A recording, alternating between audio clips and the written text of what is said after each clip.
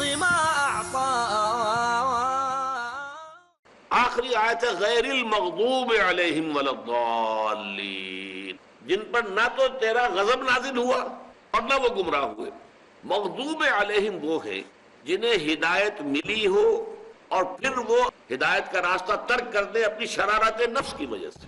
اب اس کی سب سے بڑی مثال یہود، جن کے پاس کتاب تھی، تورات تھی، ہدایت ملی، اللہ تعالیٰ نے انہیں چنا، بہت اونچا مقام دیا، لیکن انہوں نے اپنی شرارت نفس کی وجہ سے کتاب کو اپنی پیٹھوں کے پیچھے پھینکنے کے باعث لہذا ان پر اللہ کا غضب نازل ہوا، اللہ تعالیٰ ناراض ہوئے، اللہ کی سزائیں ان پر نازل۔ ویسے تھوڑی دیر کے لیے توقف کر کے ذرا سوچ لیجئے، آج ہم مسلمان بحیثیت امت اسی مقام پر ہیں۔ ہمارے پاس قرآن ہے، شریعت محمدی ہے، اسوہ محمدی ہے، لیکن پوری دنیا میں کہیں کسی ملک میں مکمل اسلامی نظام ہم نے قائم نہیں کیا۔ اور آج ہم ضربت علیہم الذلۃ والمسکنۃ وباؤوا بغضب من اللہ، ذلت اور مسکنت آج مسلمانوں پر طاری ہے، یہودیوں پر کہاں ہے؟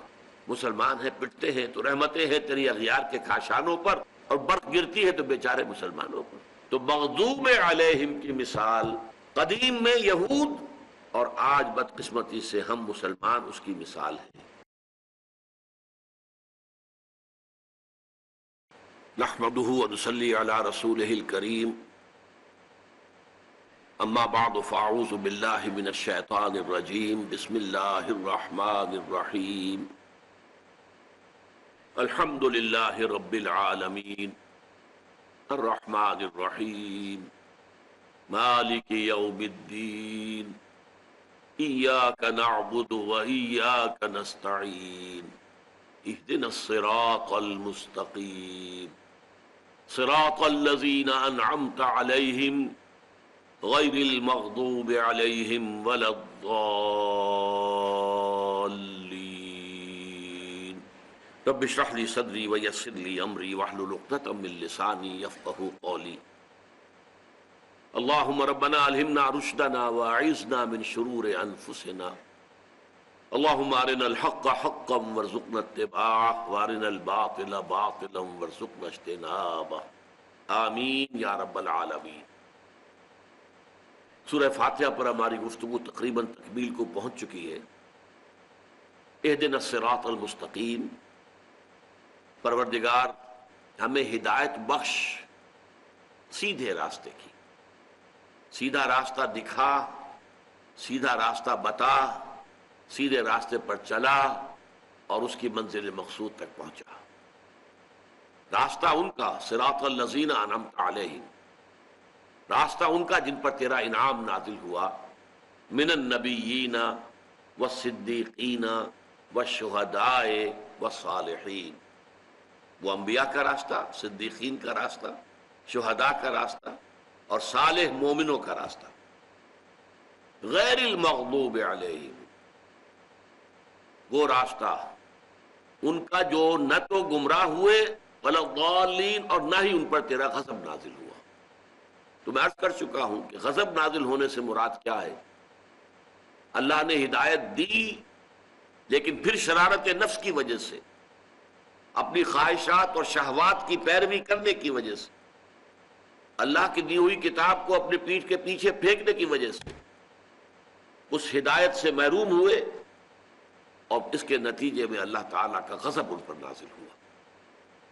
یہود پر دو بڑے بڑے دور غضب الہی کے، اللہ تعالیٰ کے عذاب کے آ چکے تھے حضور کی بعثت کے وقت تک۔ ایک دفعہ اسیرینز کے ہاتھوں، اور عراق کا بادشاہ تھا نبوکڈنضر جس کے ہاتھوں تباہی آئی تھی۔ یروشلم میں 6 لاکھ اس نے یہودی قتل کیے تھے، 6 لاکھ کو کیپٹیو بنا کر بھیڑوں اور بکریوں کی طرح سے وہ لے گیا تھا بیبیلونیا، عراق کا جو اس وقت کا صدر مقام تھا، اور تقریباً 150 برس تک وہاں کیپٹیوٹی میں رہے تھے۔ بہت بڑا عذاب آیا تھا، بہت بڑا عذاب۔ پھر اللہ نے ان پر عنایت فرمائی، حضرت عزیر علیہ السلام جو ہیں وہ مبعوث ہوئے، انہوں نے توبہ کی منادی کی، لوگوں نے توبہ کی، پھر اللہ نے انہیں ایک عروج دیا دنیا میں، لیکن پھر انہوں نے وہی شرارتیں کی، پھر عذاب آیا۔ پہلے یونانیوں کے ہاتھوں آیا، اسکندر، الیگزینڈر دی گریٹ کے ہاتھوں، پھر رومیوں کے ذریعے آیا، اور اس عذاب کی انتہا کیا تھی؟ سن 70 عیسوی میں یروشلم میں 1,33,000 یہودی ایک دن میں قتل کیا، اور ان کا ہیکل جو دوبارہ بنایا تھا انہوں نے، پہلے تو مسمار کیا تھا نبوکڈنیزر نے، جب دوبارہ بنایا اسے اس نے پھر ٹائٹس رومی نے، جنرل جو تھا رومن، اس نے ختم کیا۔ وہ پڑا ہے آج تک، مسمار پڑا ہوا ہے، اس کی بنیادوں کو ڈھونڈتے پھرتے۔ لیکن ایک تیسرا دور ان پر آیا، وہ حضور کی بعثت کے بعد، وہ پچھلی صدی 20ویں صدی کے وسط میں ہٹلر کے ہاتھوں 60 لاکھ یہودیوں کا قتل۔ یعنی نبوکڈنیزر تو بڑی پرانی شے معلوم ہوتی ہے نا، 2500 سال پرانی بات ہے، کوئی آج کی بات تو نہیں، 2600 سال پرانی بات۔ اسی طرح ٹائٹس رومی کی بات بھی 1900 برس پرانی بات ہو گئی۔ یہ تو ابھی 60 برس پہلے کی بات ہے۔ 60 لاکھ 6 ملین جیوز ایکسٹرمینیٹڈ۔ تو اللہ تعالیٰ کا عذاب آتا ہے بہت سخت، اور یہ معاملہ جیسا کہ میں نے کہا تھا ہم پر بھی آیا۔ حضور نے فرمایا تھا لَيَأْتِيَنَّ عَلَىٰ أُمَّتِي مَا أَتَىٰ عَلَىٰ بَنِي إِسْرَائِيلَ حَزْوَ النَّعْلِ بِالنَّعْلِ۔ میری امت پر بھی وہ سارے حالات وارد ہوں گے جو بنی اسرائیل پر وارد ہوئے تھے، بالکل ایسے جیسے ایک جوتی دوسری جوتی سے مشابہ ہوتی ہے۔ ایک جوڑا ہے جوتیوں کا، اگر رکھا ہو زمین پر تو اس میں فرق نظر آئے گا، پنجے کے فرق کی وجہ سے، ڈائریکشن کی وجہ سے۔ ان کے تلوے جوڑ دیجئے تو کوئی فرق نہیں۔ ہم پر عذاب آیا، پہلے کروسیڈرز کے ہاتھوں آیا، لاکھوں مسلمان قتل ہوئے، 88 برس کے لیے مسجد اقصی، یروشلم، بیت المقدس صلیبیوں کے ہاتھ میں چلا گیا۔ پھر آیا عظیم ترین جو ہم پر آیا ہے عذاب اللہ کا، وہ آیا تاتاریوں کے ہاتھوں، کروڑوں مسلمان قتل ہوا، وہ لاکھوں کی بات نہیں ہے۔ یہ پہلا دور تھا ہم پر عذاب کا۔ پھر اس کے بعد دوسرا دور آیا، پورا عالم اسلام یورپی طاقتوں کا غلام بن گیا۔ انگریز آ گئے، ولندیزی آ گئے، فرانسیسی آ گئے، ہسپانوی آ گئے، ڈچ آ گئے، فلاں آ گئے، فلاں آ گئے، پورا۔ اس عذاب سے ابھی ہم نکلے ہی ہیں کہ اب جو اگلا عذاب جو ہے وہ ہم پر مسلط ہوا ہے، وہ مالیاتی استعمار جو ہے یورپ کا، مغرب کا۔ یہ جو ملٹی نیشنل کمپنیاں، globalisation, IMF، world bank, TRIPS, یہ سب کیا ہے؟ پوری دنیا کو اپنے شکنجے میں لینے کے لیے یہودیوں کی ساری ایجادات، اور اس میں یہ کہ بدقسمتی سے بہت سخت عذاب جو ہے، ہولوکوسٹ کی طرح کا عذاب مجھے اندیشہ ہے کہ امت پر آنے والا ہے، اس لیے کہ ہم نے بہت بڑا جرم کیا ہے اللہ تعالیٰ کے خلاف۔ جب تک ہم انگریزوں کے، فرانسیسیوں کے، ہسپانویوں کے، اطالویوں کے غلام تھے، ہم کہہ سکتے تھے اللہ ہم کیا کریں، ہم غلام ہیں، ہمارے ہاتھ میں اختیار نہیں۔ جب انگریز چلا گیا، اطالوی چلے گئے، ہسپانوی چلے گئے، ولندیزی چلے گئے، اور کم سے کم بظاہر اختیار ہمارے ہاتھ، اب ہم نے اللہ کے دین کو نافذ نہیں کیا۔ اگرچہ اس کے بعد اور بھی دور فلک ہے ابھی آنے والے، ناز اتنا نہ کریں ہم کو ستانے والے۔ ٹیبلز ول بی ٹرنڈ، پھر اسلام کا بول بالا ہوگا پوری دنیا کے اندر، پوری دنیا پر نظام خلافت علی منہاج النبوت قائم ہوگا، یہ ہوگا، ہو کر رہے گا۔ لیکن اس سے پہلے ہمیں ایک بڑی سزا، الملحمۃ العظمیٰ، الملحمۃ الکبریٰ، جس کی خبر دی ہے محمد الرسول اللہ صلی اللہ علیہ وسلم نے، اور جس کی کہ خبر دی تھی سینٹ جان نے، جو ریولیشنز، آخری کتاب ہے بائبل کی، ریولیشنز، آرمگڈون کے نام سے ایک بہت بڑی جنگ ہوگی، اس کے لیے فضا ہموار ہو رہی ہے، تیاریاں ہو رہی ہیں، وہ زیادہ دور نہیں ہے۔ بہرحال یہ تو غیر المغضوب علیہم کے ضمن میں نے عرض کیا۔ وَلَضَّالِّينَ سے مراد کیا ہے؟ وَلَضَّالِّينَ سے مراد دو ہے۔ ضال اس شخص کو کہتے ہیں کہ جو ابھی تلاش حقیقت میں سرگرداں ہے، اسے حقیقت ملی نہیں، ابھی تلاش کر رہا ہے۔ اس معنی میں یہ لفظ آیا ہے خود محمد الرسول اللہ صلی اللہ علیہ وسلم کے لیے، اسی لیے میں نے چاہ کے وضاحت کر دوں۔ سورۃ الضحیٰ میں وَوَجَدَكَ ضَالًّا فَهَدَىٰ وَوَجَدَكَ عَائِلًا فَأَغْنَىٰ، یہ تین آیات جو ان میں درمیانی جو ہے، اللہ نے دیکھا آپ کو اے نبی کہ آپ تلاش حق میں سرگرداں ہیں، جاننا چاہتے ہیں حقیقت کیا ہے، غار حرا میں بیٹھ کے مراقبے کر رہے ہیں۔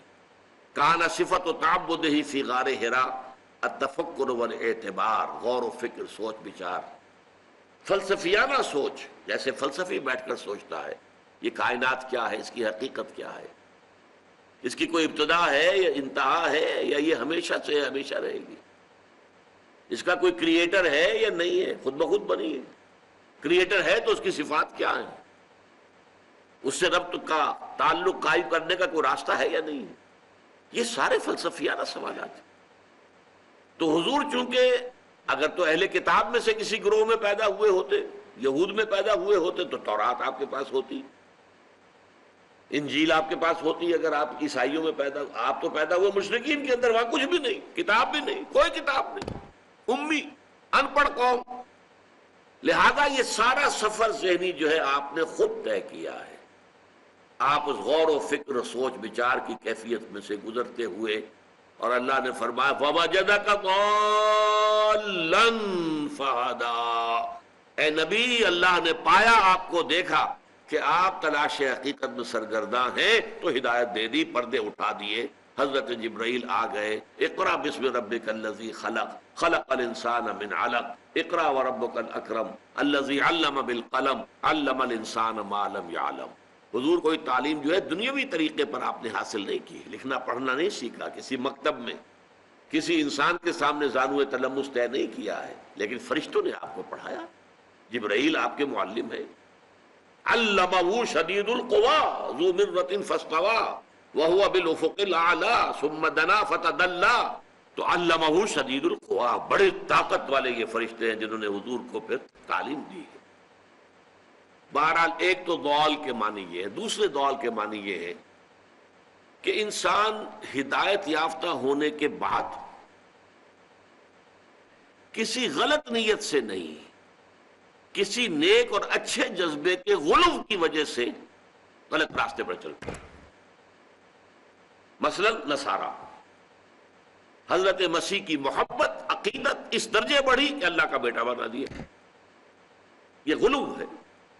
اس لیے قرآن میں آتا ہے یا اہل الکتاب لا تغلو فی دینکم، دیکھو اے کتاب والو اپنے دین میں غلو سے کام مت لو۔ عیسیٰ اس کے سوا کچھ نہیں کہ اللہ کے ایک رسول تھے، اللہ کے بندے تھے، مخلوق تھے، وہ کوئی اللہ کے بیٹے نہیں ہے، اللہ کا کوئی بیٹا نہیں ہے۔ مشفق متعطف قل هو اللہ احد اللہ الصمد لم یلد ولم یولد ولم یکن لہ کفوا احد، تو یہ غلو ہوتا ہے۔ لہذا یہ ضالین جو ہے اس کی سب سے بڑی مثال سابقہ امتوں میں نصارہ ہیں، اور ہمارے ہاں بھی ان کا عکس، جیسا کہ میں نے کہا ہے، کچھ عوام الناس کے اندر، کچھ جہلاء کے اندر، کچھ جو واعظ کہنے والے ہیں، جو کوئی نعتیں کہنے والے ہیں، ان کے ہاں یہ مبالغہ آرائیاں جو ہے غلو مل جاتا ہے، لیکن یہ کہ اللہ کے فضل و کرم سے اس امت کے کسی بھی مستند فرقے یا مسلک کے مستند عقائد کے اندر ایسی کوئی بات موجود نہیں ہے۔ یہاں ہم اس سورہ فاتحہ کے اختتام کو پہنچ گئے۔ آخر میں آمین یہ کہنا مسنون ہے، اور نوٹ کیجئے کہ یہی آمین یہ یہودی بھی کہتے ہیں، عیسائی بھی کہتے ہیں، ان کی بھی دعاؤں کے بعد آمین، آمین کے الفاظ آپ کو ملیں گے، یہ پرانا لفظ چلا آ رہا ہے آمین۔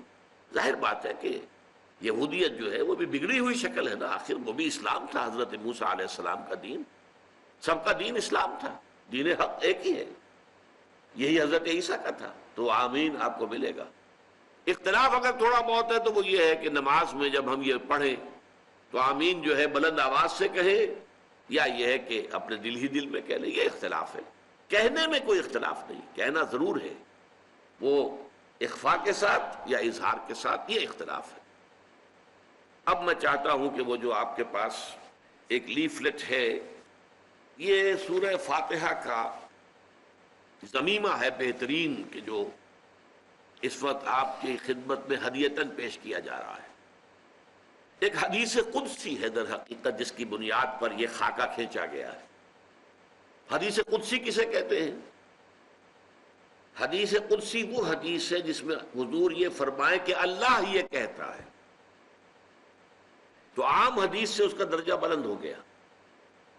عام حدیث میں حضور اپنی بات فرما رہے ہیں، لیکن جب آپ فرماتے ہیں اللہ یوں کہتا ہے، تو اگرچہ وہ قرآن میں نہیں ہے، لہذا قرآن تو نہیں ہے، لیکن حدیث سے اس کا ایک درمیانی درجہ بن گیا، قرآن اور حدیث کے درمیان۔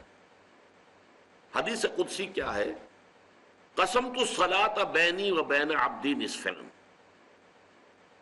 میں اگر اس کی پوری شروع سے عبارت پڑھوں تو عن ابی ہریرہ رضی اللہ تعالی عنہ قال قال رسول اللہ صلی اللہ علیہ وسلم یقول اللہ تعالی، حضرت ابو ہریرہ سے مروی ہے رضی اللہ عنہ کہ حضور نے ارشاد فرمایا، اور یہ مسلم شریف کی روایت ہے، نوٹ کر دیجئے، صحیحین میں سے ایک جو ہے مسلم شریف، صحیح ہے مسلم، اس کی روایت ہے کہ حضور نے فرمایا یقول اللہ تعالی، اللہ یہ فرماتا ہے، اس لیے یہ حدیث قدسی ہو گئی۔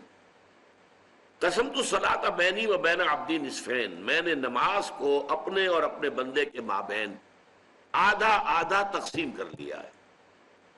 فنصفھا لی، اس کا نصف جو ہے آدھا حصہ وہ میرے لیے ہے، ونصفھا لعبدی، اور آدھا میرے بندے کے لیے ہے، وَلِعَبْدِ مَا سَأَلَ، اور میرے بندے کے لیے ہے جو اس نے مانگا، میں نے اسے عطا کیا، میں نے دے دیا، گرانٹڈ۔ اب یہاں تک تو ہے حدیث قدسی۔ اب آگے حضور وضاحت فرما رہے ہیں، اذا قال العبد، یہ باریک جو لکھا ہوا ہے، جب بندہ یہ کہتا ہے الحمدللہ رب العالمین، قال اللہ تعالی، تو اللہ تعالیٰ فرماتے ہیں حمدنی عبدی، میرے بندے نے میری حمد کی، میرا شکر ادا کیا، میری ثنا کی، میری تعریف کی۔ وَإِذَا قَالَ الرَّحْمَنُ الرَّحِيمُ، یقول اللہ تعالیٰ اثنى علی عبدی، جب الرحمن الرحیم کہتا ہے بندہ تو اللہ تعالیٰ فرماتا میرے بندے نے میری ثنا کی۔ وَإِذَا قَالَ الْعَبْدُ مَالِكِ يَوْمِ الدِّينِ، قال اللہ تعالی مجدنی عبدی، جب بندہ کہتا ہے مالک یوم الدین، وہ جزا و سزا کے دن کا مالک ہے، مطلق ہے، مختار مطلق، اللہ کہتا ہے میرے بندے نے میری بزرگی بیان کی۔ وَإِذَا قَالَ الْعَبْدُ إِيَّاكَ نَعْبُدُ وَإِيَّاكَ نَسْتَعِينُ، قال اللہ تعالی ھذا ما بینی وبین عبدی ولعبدی ما سأل، اللہ فرماتا یہ میرے اور میرے بندے کے مابین ہے، یہ ہے در حقیقت میثاق، جوڑ دینے والی شے، باندھ دینے والی شے۔ ابھی تک تو میری ثنا ہو رہی تھی نا، الحمدللہ رب العالمین الرحمن الرحیم مالک یوم الدین، حمدنی عبدی، اثنى علی عبدی، مجدنی عبدی۔ اب جب کہا ایاک نعبد و ایاک نستعین، ھذا ما بینی و بین عبدی، یہ میرے اور میرے بندے کے درمیان ہے، جس کے لیے میں نے کہا تھا یہ کووننٹ ہے، یہ میثاق ہے، یہ عہد ہے، یہ قول و قرار ہے، یہ معاہدہ ہے، یہ وعدہ ہے بندے کا اپنے رب کے ساتھ۔ وَلِعَبْدِ مَا سَأَلَ، اس میں چونکہ ایک چیز کا سوال بھی ہے، ایاک نستعین، لہذا میں نے اپنے بندے کو دیا جو اس نے مانگا، میری اعانت، میری مدد اس کے شامل حال رہے گی، میری توفیق، میری تیسیر ہمیشہ اس کا ساتھ دے گی۔ وَإِذَا قَالَ الْعَبْدُ اهْدِنَا الصِّرَاطَ الْمُسْتَقِيمَ صِرَاطَ الَّذِينَ أَنْعَمْتَ عَلَيْهِمْ غَيْرِ الْمَغْضُوبِ عَلَيْهِمْ وَلَا الضَّالِّينَ، يقول اللہ تعالی ھذا لعبدی ولعبدی ما سأل، یہ میرے بندے کا حصہ ہے، ہدایت بندے کو چاہیے، میں نے دینی ہے، بندے کو چاہیے، یہ بندے کا حصہ ہے، لہذا جو بھی کچھ اس نے مانگا ہے کہ اهدنا الصراط المستقیم صراط الذین انعمت علیہم غیر المغضوب علیہم ولا الضالین، ھذا لعبدی ولعبدی ما سأل، جو میرے بندے نے مانگا میں نے گرانٹ کر دیا، دے دیا، عطا کر دیا۔ اس حدیث سے ایک تو یہ سمجھیے اس دعا کی تاثیر کا یہ عالم ہے۔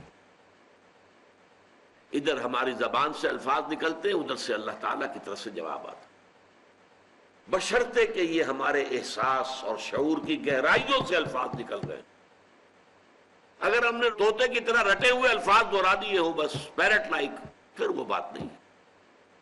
الحمدللہ رب العالمین، حمدنی عبدی، الرحمن الرحیم، اثنى علی عبدی، مالک یوم الدین، مجدنی عبدی، ایاک نعبد و ایاک نستعین، ھذا ما بینی و بین عبدی ولعبدی ما سأل، اہدنا الصراط المستقیم صراط الذین انعمت علیہم غیر المغضوب علیہم ولا الضالین، ھذا لعبدی ولعبدی ما سأل۔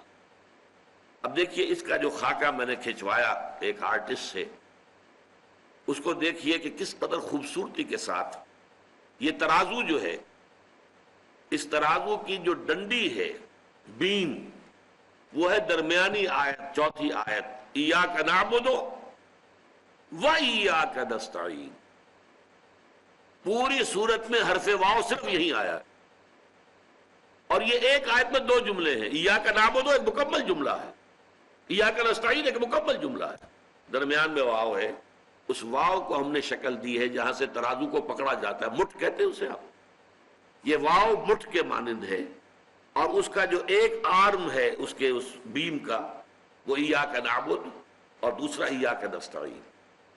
اب ایاک نعبد کے ساتھ یہ تین آیتیں جو ہیں، جیسے کہ ترازو کا جو پلڑا ہوتا ہے، تین ڈوریاں ہوتی ہیں جو اسے باندھتی ہیں اس کے ڈنڈی کے ساتھ، وہ تین آیتیں ہیں، الحمدللہ رب العالمین، الرحمن الرحیم، مالک یوم الدین۔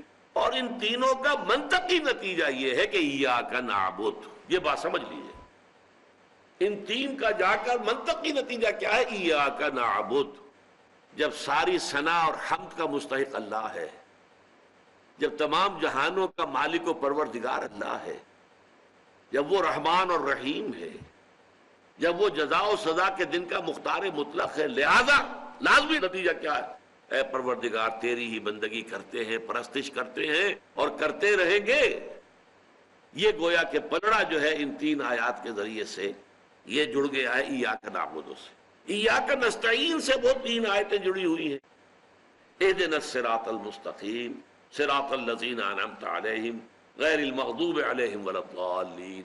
یہ گویا کہ اس نستعین کی تشریح ہو رہی ہے، یہ گویا کہ بہترین ڈائیگرامیٹک ریپرزنٹیشن ہے اس حدیث قدسی کی کہ قسمت الصلاۃ بینی و بین عبدی نصفین فنصفها لی۔ ایاک نعبد تک یہ اللہ کا حصہ ہے، الحمدللہ رب العالمین، الرحمن الرحیم، مالک یوم الدین، ایاک نعبد۔ ایک قرات بھی قاری عبد الباسط محمد عبد الصمد کی سورہ فاتحہ کی قرائت بھی ایسی ہے بڑی پیاری، جو ان کو 3.5 آیات کو ایک مرتبہ ایک ہی سانس میں پڑھتا ہے، الحمدللہ رب العالمین، الرحمن الرحیم، مالک یوم الدین، ایاک نعبد۔ گویا کہ وہ نصف جو ہے فنصفها لی، جو آدھا حصہ جو اس سورہ مبارکہ کا اللہ کے لیے ہے، وہ گویا کہ ایک سانس میں، پھر بقیہ جو ہے ایاک نستعین سے اور اس کی وضاحت۔ پھر اس کی یہ ترتیب کہ پہلی 3 آیتیں مل کر ایک جملہ بنتی ہیں، آخری 3 آیتیں مل کر ایک جملہ بنتی ہیں، تو نصف میں تقسیم ہو ہی نہیں سکتی تھی۔